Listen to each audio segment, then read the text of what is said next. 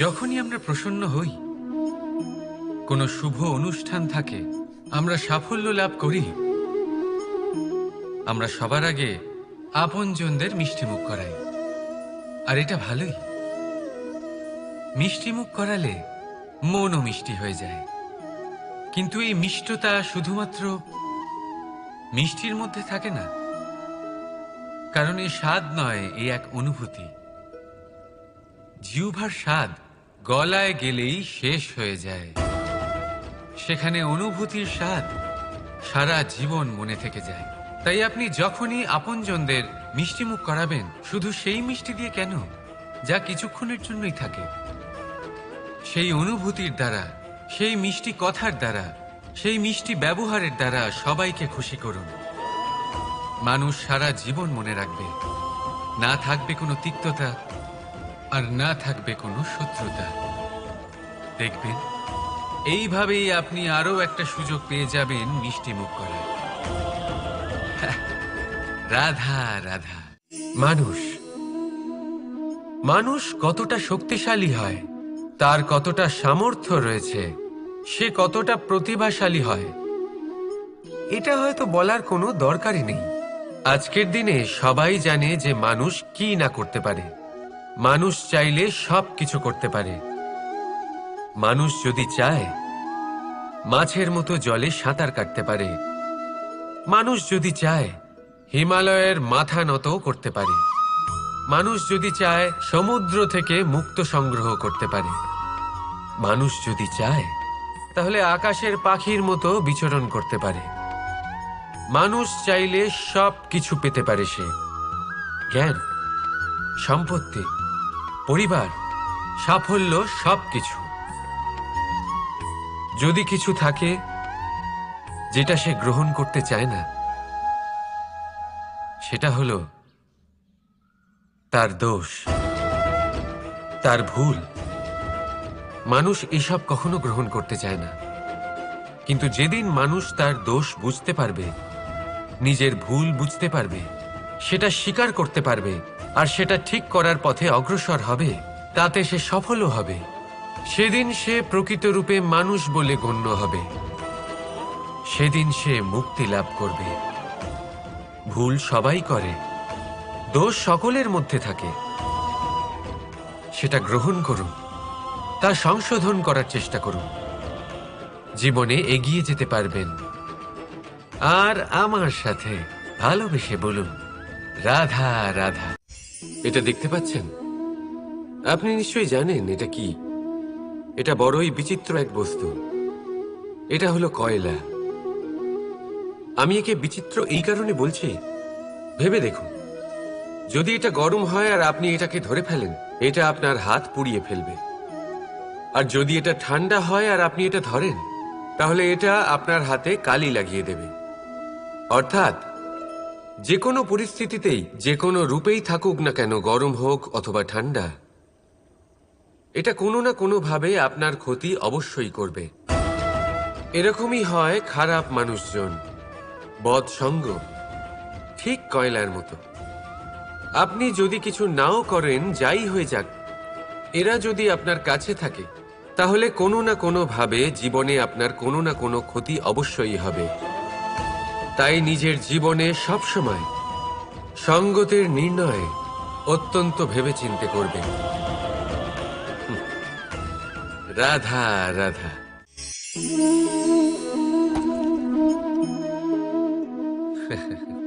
আপনি কি কখনো কোনো গাছের গায়ে পাথর ছুঁড়ে মেরেছেন? আজ না হোক, ছোটবেলায় কখনো না কখনো নিশ্চয়ই ছুঁড়েছেন। এখনো বাচ্চারা সেটাই করে থাকে। কিন্তু আপনি কি কখনো ভেবে দেখেছেন যে কেন সেই গাছের ওপরই পাথর ছুঁড়ে মারা হয় যাতে ফল থাকে? কোনো সাধারণ বা ফলবিহীন গাছের ওপর এত পাথর কেন ছোড়া হয় না? কারণ খুবই সহজ। আমরা ফল খেতে চাই, আর সেটা পারার জন্য আমরা পাথর ছুঁড়ে সেগুলিকে প্রাপ্ত করার চেষ্টা করি। আর অন্যদিকে সেই গাছ এই পাথরের রূপে বিরোধিতা সহ্য করে, তবুও সেখানেই দাঁড়িয়ে থাকে যেখানে তার অবস্থান। সেই ফল আমাদের দিতে থাকে যা সর্বদা আমাদের দিয়ে এসেছে, আর সেই জন্যই সে আমাদের কাছে মূল্যবান। তাই মনে রাখবেন, আপনার জীবনেও এরকম অনেক মানুষ আসবেন বা হয়তো এখনই আছে, যারা আপনার বিরোধিতা করেন, যারা আপনার জীবনে সংকট ডেকে আনেন, আপনাকে দোষারোপ করেন, কিন্তু আপনার নজর সেদিকে থাকা উচিত নয়। তাই একটা গুরুত্বপূর্ণ সত্য সবসময় মনে রাখবেন, সেই গাছের ওপরেই পাথর এসে পড়ে যে ফল ধারণ করে, যে মূল্যবান হয়। রাধা রাধা। পাদুকা, খড়ম আমাদের জীবনে কতটা গুরুত্বপূর্ণ হয়। যখনই আমরা এটা পায়ে পড়ে হাঁটি, এটা আমাদের রক্ষা করে কাঁটা থেকে, ছোট পাথর থেকে। এটা আমাদের সুরক্ষিত রাখে। কিন্তু যদি এটাকেই আমরা অন্য দৃষ্টিভঙ্গি দিয়ে দেখি, তাহলে এই পাদুকার জন্যই হাঁটার সময় পেছন থেকে আমাদের পায়ে কাদা লেগে যায়। এরকম মানুষও আমাদের জীবনে থাকে, যে থাকে তো আমাদের সাথেই, কিন্তু এরাই আমাদের পিঠ পিছে কাদা ছোড়ে। এবার হাঁটার সময় যখন আপনার পায়ে কাদা লাগে আপনার পাদুকার জন্য, আপনার নজর সেদিকে থাকে না, আপনার নজর থাকে সামনের দিকে, কারণ সেটাই আপনার লক্ষ্য, সেটাই আপনার পথ, আর সেটাই আপনার করা উচিত। তাই মনে রাখবেন, আপনার পা ধরে সেই টানতে পারে যে আপনার পেছনে রয়েছে, আর আপনার নজর সেখানে নয়। সবসময় সামনে নিজের লক্ষ্যে থাকা উচিত। প্রতি মুহূর্তে নিজের লক্ষ্যের দিকে তাকিয়ে থাকুন, সবসময় জীবনের সামনে এগোতে থাকুন। আর রাধা রাধা। যদি আমি আপনাকে জিজ্ঞেস করি যে এই সংসারে সবথেকে মাহাত্ম্যপূর্ণ বস্তু কি, তাহলে আপনি বলবেন জল। আর একদম ঠিক বলবেন। কিন্তু কোন কারণে? এই জন্য যে সে আমাদের জীবন দান করে? এই জন্য যে সে আমাদের তৃষ্ণা মেটায়? নাকি এই জন্য যে আমাদের দৈনিক কাজ থেকে শুরু করে আমাদের মৃত্যু অবধি কাজে আসে, সব কাজে আমাদের সাহায্য করে? না, এর পেছনে একটা কারণ হলো জলের প্রকৃতি। ভেবে দেখুন, সমুদ্রের এই জল সূর্যের তাপ সহ্য করে বাষ্পীভূত হয়, তারপর উপরে গিয়ে মেঘে পরিণত হয়, তারপর সেই মেঘ রূপে প্রবাহিত হয়ে কোনো পর্বতের সাথে ধাক্কা খেয়ে বর্ষা হয়ে এই পৃথিবীতে বর্ষিত হয়। আর এই পৃথিবীর ধূলিকণা এর মাটিকে নিজের মধ্যে ধারণ করে।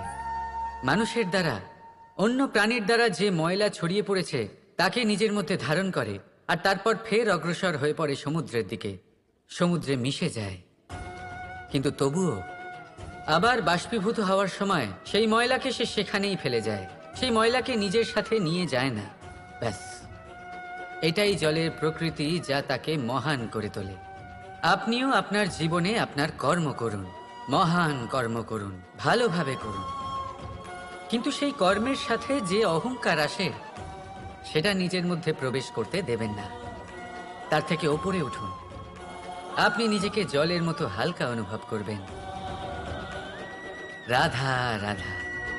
ধরিত্রীর বুকে গজিয়ে ওঠা এই দুব্ব ঘাস দেখেছেন? দুব্ব ঘাস, যা আমাদের পাকে শীতল রাখে। এতে যদি বসেন তাহলে মনে হবে নরম কোথাও বসে আছেন। এত ছোট হলেও কিন্তু এর মধ্যে গুণ আছে অনেকগুলি, আর যতটা ছোট এটা ততটাই বড় শিক্ষকও। কিভাবে? ভাবুন, পাতা ঝরার মরশুমের পরে সমস্ত পাতা একত্রিত হয়ে থাকে। একটা ছোট ফুলকি সবাইকে জ্বালিয়ে দিতে পারে, সমস্ত পাতা পুড়ে ছাই হয়ে যায়। কিন্তু এই ঘাসের কিছুই হয় না, সে যেমন ছিল তেমনই থাকে। কারণ কি হতে পারে? প্রথম কারণ, এরা ছোট হয়। দ্বিতীয় কারণ, এরা বিনম্র হয়, বড়ই সহজে দমে যায় এরা। তৃতীয় কারণ, এদের মধ্যে নমনীয়তা থাকে। আপনিও নিজেকে এরকমই বানিয়ে ফেলুন। কখনো নিজেই নিজেকে কারোর থেকে বড় মনে করবেন না। নিজের এই মনকে বিনম্র রাখুন। এবং সবথেকে বড় কথা, নিজের এই মনে সহানুভূতি, প্রেম আর বিশ্বাসের নমনীয়তা বজায় রাখবেন। যদি এরকম করতে পারেন তাহলে জীবন সবসময় সুখে কাটবে। রাধা রাধা। আমরা জীবনে এমন অনেক মানুষকে চিনি যারা অত্যন্ত শক্তিশালী, নিজের পরীক্ষা দিতে কখনো পিছপা হন না, খুব কঠোর হন, আত্মপ্রত্যয়ী হন, কিন্তু তাও তারা সাফল্য পান না। কেন? কি কারণ হতে পারে এর? লৌহ মানবের মতো ব্যক্তিত্বের অধিকারী হওয়া সত্ত্বেও তারা সফলতা কেন লাভ করেন না? এবার এটার উত্তর তাদের ব্যক্তিত্বের মধ্যেই লুকিয়ে রয়েছে। লৌহ মানব, লোহা। আপনি কখনো লোহাকে দেখে থাকবেন, অত্যন্ত শক্তিশালী, অত্যন্ত কঠিন, কিন্তু শুধু তখনই যখন সেটা শান্ত থাকে, শীতল থাকে। তাকে উত্তপ্ত করুন, তা আর কঠিন থাকবে না। তার উপরে এক আঘাত করুন আর তার আকৃতি বদলে যাবে। বুঝলেন? যদি আপনিও জীবনে নিজের শক্তি দিয়ে, নিজের নিরন্তর প্রচেষ্টা দিয়ে বড় কিছু করতে চান, তাহলে সর্বপ্রথম একে শান্ত করে রাখুন, একে শীতল করে রাখুন। জীবনে যা পেয়েছেন তাতেই সন্তুষ্টি পেতে শিখুন। এই ক্রোধের তাপে নিজেকে বদলাবেন না। চিনতে শিখুন সেই চিন্তাগুলো যা ক্রোধ বাড়িয়ে দেয়, আর সেগুলোকে শেষ করে দিন, নয়তো সেই রাগ আপনার পতন অবশ্যই ঘটাবে। রাধা রাধা। আপনি কখনো জীবনে সূর্যোদয় দেখেছেন? কত প্রশান্তিদায়ক, কত শক্তিদায়ক হয়। মনের মধ্যে যেন একটা নতুন প্রেরণা দান করে, একটা নতুন উৎসাহ। কিন্তু যদি আপনি উঠতে দেরি করেন, তাহলে আপনি এই সূর্যোদয় দেখতেই পাবেন না। ঠিক এরকমই হয় আমাদের জীবনেও। সুযোগ সূর্যোদয়ের মতো। যদি আপনি আপনার জীবনে দরকারের চেয়ে বেশি অপেক্ষা করেন এই সুযোগের সদ্ব্যবহার করতে, তাহলে এই সুযোগ আপনার অপেক্ষা কখনোই করবে না, তা চলে যাবে। সেই জন্য এদের সামলে রাখুন। সঠিক সময় আসলে এই সুযোগের সদ্ব্যবহার করুন, নিজের কর্মকে সম্পূর্ণরূপে সার্থক করুন। এটাকে এক মুহূর্তের মতো দেখুন। যদি এরকম করেন তাহলে জীবনও সূর্যোদয়ের মতোই হবে। এতে সন্তুষ্টি থাকবে, গৌরবও থাকবে, আর থাকবে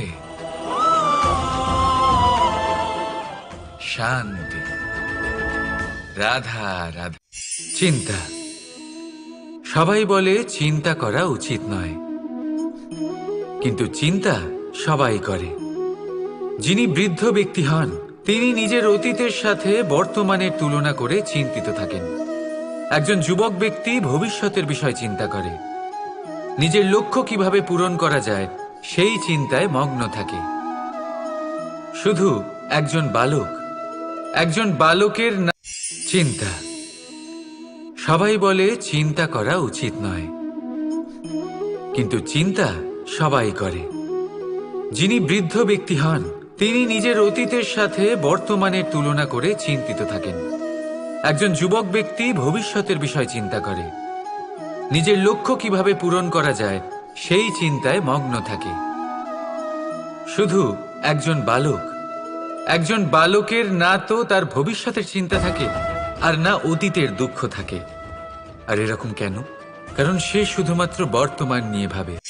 যদি আমি আপনাকে জিজ্ঞেস করি যে এই সংসারে সবথেকে মাহাত্ম্যপূর্ণ বস্তু কি, তাহলে আপনি বলবেন জল। আর একদম ঠিক বলবেন। কিন্তু কোন কারণে? এই জন্য যে সে আমাদের জীবন দান করে, এই জন্য যে সে আমাদের তৃষ্ণা মেটায়, নাকি এই জন্য যে আমাদের দৈনিক কাজ থেকে শুরু করে আমাদের মৃত্যু অবধি কাজে আসে, সব কাজে আমাদের সাহায্য করে? না, এর পেছনে একটা কারণ হলো জলের প্রকৃতি। ভেবে দেখুন, সমুদ্রের এই জল সূর্যের তাপ সহ্য করে বাষ্পীভূত হয়, তারপর উপরে গিয়ে মেঘে পরিণত হয়। তারপর সেই মেঘ রূপে প্রবাহিত হয়ে কোনো পর্বতের সাথে ধাক্কা খেয়ে বর্ষা হয়ে এই পৃথিবীতে বর্ষিত হয়। আর এই পৃথিবীর ধূলিকণা এর মাটিকে নিজের মধ্যে ধারণ করে। মানুষের দ্বারা, অন্য প্রাণীর দ্বারা যে ময়লা ছড়িয়ে পড়েছে তাকে নিজের মধ্যে ধারণ করে, আর তারপর ফের অগ্রসর হয়ে পড়ে সমুদ্রের দিকে, সমুদ্রে মিশে যায়। কিন্তু তবুও আবার বাষ্পীভূত হওয়ার সময় সেই ময়লাকে সে সেখানেই ফেলে যায়, সেই ময়লাকে নিজের সাথে নিয়ে যায় না। ব্যাস, এটাই জলের প্রকৃতি, যা তাকে মহান করে তোলে। আপনিও আপনার জীবনে আপনার কর্ম করুন, মহান কর্ম করুন, ভালোভাবে করুন, কিন্তু সেই কর্মের সাথে যে অহংকার আসে সেটা নিজের মধ্যে প্রবেশ করতে দেবেন না। তার থেকে ওপরে উঠুন। আপনি নিজেকে জলের মতো হালকা অনুভব করবেন। রাধা রাধা। প্রেম আর চাওয়া একই মনে হয়, তাই না? কিন্তু আসলে এরা আলাদা। এদের মধ্যে অনেক তফাৎ আছে। দেখতে গেলে প্রেম আর চাওয়া কখনোই এক হতে পারে না। এবার যদি আপনাকে আমি এক উদাহরণ দিই, যদি আপনি এই ফুলকে চান, তাহলে আপনি এটাকে তার ডাল থেকে ছিঁড়ে আপনার কাছে রেখে দেবেন। কিন্তু যদি আপনি একে ভালোবাসেন, তাহলে আপনি প্রতিদিন এসে এটার শিকড়ে জল দেবেন, যাতে সে আরো প্রস্ফুটিত হয়। শুধু এটাই তফাৎ চাওয়া আর প্রেমের মধ্যে। চাওয়া স্বার্থ হয়ে ওঠে, যেখানে প্রেম প্রেম পরমার্থ হয়ে ওঠে। তাই কাউকে না চেয়ে ভালোবাসুন, জীবন ধন্য হয়ে উঠবে। রাধা রাধা। ভাগ্য, সময় ও কর্ম। দেখতে গেলে আমরা সবাই এই তিনটি শব্দের সাথে খুব ভালোভাবে পরিচিত। হয়তো আমাদের জীবনে আমরা এই তিনটি শব্দের প্রয়োগ অবশ্যই করে থাকি। দেখতে গেলে এই বিষয়ে প্রত্যেক ব্যক্তির দৃষ্টিভঙ্গি আলাদা। কেউ বলে সময়ই হলো সেই মাধ্যম যা ভাগ্য বানায়। কেউ বলে ভাগ্যই হলো সেই যা সময়কে বদলে দেয়। কেউ বলে ভাগ্য এবং কর্ম এই দুই একই দাঁড়িপাল্লার দুই দিক। যদি আপনাকে সত্যিটা বোঝাই, তাহলে ঠিক এইভাবে বোঝাবো। মনুষ্য জন্ম লাভ করা, মানুষ রূপে জন্মগ্রহণ করা, এটি ভাগ্যের হাতে থাকে। মৃত্যুকে প্রাপ্তি করা সময়ের হাতে থাকে। এই দুটি আমাদের হাতে নেই। কিন্তু মৃত্যুর পরেও চিরকালের জন্য অমর হয়ে থাকা, লোকের হৃদয়ে বসবাস করা, এটি অবশ্যই আমাদের হাতে আছে। আর এ আমরা অর্জন করতে পারি শুধুমাত্র আমাদের কর্মের দ্বারা। অর্থাৎ কর্মই হলো সব কিছুর আধার। তাহলে এর থেকে কখনো বিচলিত হবেন না। শ্রেষ্ঠ কাজটা করতে থাকুন আর আমার সাথে ভালোবেসে বলুন, রাধা রাধা। প্রসন্নতা। এই প্রসন্নতা এমন কোন অনুভূতি নয় যা সৃষ্টিতে শুরু থেকেই ছিল। প্রসন্নতা হলো এমন এক অনুভূতি যা আপনাকে নিজের কর্মের দ্বারা অর্জন করতে হয়। আর যত অন্যকে দেবেন, ততই তা অঙ্কুরিত হবে। অর্থাৎ যতটা প্রসন্নতা অন্যকে দিতে পারবেন, ততটাই প্রসন্নতা নিজে চলে আপনার কাছে আসবে। এবার আপনি বলবেন, এ তো অত্যন্ত কঠিন কাজ, এ কিভাবে সম্ভব হবে? সবাইকে প্রসন্ন রাখা তো স্বয়ং মহাদেবেরও সাধ্য নয়। আমরা তো হলাম সাধারণ মানুষ, এ কিভাবে হতে পারে? চলুন, আপনার এই কথা আমি মেনে নিলাম।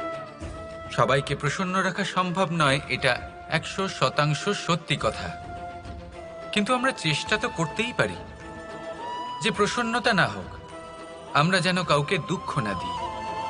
এটা তো আমরা করতেই পারি। যত এই দুঃখ দূর হবে, ততটাই সুখ ছড়িয়ে পড়বে। আর যত এই সুখ ছড়িয়ে পড়বে, ততই বাড়বে এই প্রসন্নতা। তাহলে আসুন এই প্রসন্নতার সাথেই বলুন, রাধা রাধা। ক্ষমা। দুই অক্ষরের এই শব্দ বলতে, শুনতে, লিখতে গেলে কত সোজা মনে হয়, কিন্তু একে কার্যকরী করা ততটাই কঠিন। সত্যি কথা বলতে কি, এটা শক্তিশালীদের কাজ, দুর্বলের নয়। ক্ষমা চাইবার জন্য আপনাকে আপনার দম্ভ ত্যাগ করে বিনম্রতার ধরাতলে আসতেই হবে। আর ক্ষমা করার জন্য ততটাই ঔদার্যের প্রয়োজন হয়ে থাকে। এবার ভাবুন, সিংহ, যাকে জঙ্গলের রাজা মানা হয়, সে ওই হরিণকে ক্ষমা করতে পারে যে তার ঘুম ভাঙিয়েছে। আপনি কেন করতে পারবেন না? যেখানে সিংহ যদি চায়, তাহলে এক প্রহারেই সেই হরিণকে শেষ করতে পারে। জীবনে একটা কথা মনে রাখবেন, যদি আপনার মধ্যে ক্ষমা করার বা ক্ষমা চাওয়ার ক্ষমতা থাকে, যদি আপনার মধ্যে সেই সামর্থ্য থাকে, তাহলে আপনি দুর্বল নয়, আপনি অত্যন্ত শক্তিশালী। কারণ আপনার কাছে সেই শক্তি আছে যা হলো অত্যন্ত মহান। রাধা রাধা। ক্ষমা। দুই অক্ষরের এই শব্দ বলতে, শুনতে, লিখতে গেলে কত সোজা মনে হয়, কিন্তু একে কার্যকরী করা ততটাই কঠিন। সত্যি কথা বলতে কি, এটা শক্তিশালীদের কাজ, দুর্বলের নয়। ক্ষমা চাইবার জন্য আপনাকে আপনার দম্ভ ত্যাগ করে বিনম্রতার ধরাতলে আসতেই হবে। আর ক্ষমা করার জন্য ততটাই ঔদার্যের প্রয়োজন হয়ে থাকে। এবার ভাবুন, সিংহ, যাকে জঙ্গলের রাজা মানা হয়, সে ওই হরিণকে ক্ষমা করতে পারে যে তার ঘুম ভাঙিয়েছে। আপনি কেন করতে পারবেন না? যেখানে সিংহ যদি চায়, তাহলে এক প্রহারেই সেই হরিণকে শেষ করতে পারে। জীবনে একটা কথা মনে রাখবেন, যদি আপনার মধ্যে ক্ষমা করার বা ক্ষমা চাওয়ার ক্ষমতা থাকে, যদি আপনার মধ্যে সেই সামর্থ্য থাকে, তাহলে আপনি দুর্বল নয়, আপনি অত্যন্ত শক্তিশালী। কারণ আপনার কাছে সেই শক্তি আছে যা হলো অত্যন্ত মহান। রাধা রাধা। আমরা জীবনে বাঁচার জন্য কিছু না কিছু করতে থাকি। কিছু কাজ আমরা করে থাকি আর্থিক স্বাচ্ছল্যতার জন্য, কিছু কাজ আমরা করে থাকি এই মনকে প্রসন্ন করার জন্য। কিন্তু আমাদের মধ্যে বেশিরভাগ মানুষ এই ভেবে ভেবে চিন্তার মধ্যে থাকেন যে কোনো কাজ আমরা যা ভেবেছি সেটা সেভাবে ঠিক হলো না, বা এই কাজ সম্পূর্ণ হলো না, বা কাজের পরিমাণ দেখে দুশ্চিন্তা করতে থাকেন। এবার এই যে দুশ্চিন্তা, এটা দুঃখকে আহ্বান করে, আর দুঃখ প্রতি মুহূর্তে আমাদের মেরে ফেলে। তাহলে ভাবুন, এ কি সত্যি? কাজের পরিমাণ কি আমাদের সত্যি সত্যি মেরে ফেলতে থাকে? কখনোই নয়। বুঝুন একটা গুরুত্বপূর্ণ কথা, আজ পর্যন্ত এই সংসারে যত মহাপুরুষ এসছেন, ওনাদের কাছেও ততটাই সময় ছিল যতটা আজ আপনার কাছে আছে, তত ঘন্টাই ছিল, তত মুহূর্তই ছিল। পার্থক্য শুধু এটাই, ওনারা চিন্তা করে সময় নষ্ট করেননি, তারা পরিকল্পনা করেছেন, তাকে কার্যকর করেছেন, আর জীবনে মহান থেকে মহানতর কাজ করেছেন, যার জন্য আজও আমরা ওই মহাপুরুষদের স্মরণ করে থাকি। একটা গুরুত্বপূর্ণ কথা মনে রাখবেন, কাজের পরিমাণ কখনো আমাদের মেরে ফেলে না, কাজের দুশ্চিন্তা আমাদের মেরে ফেলে।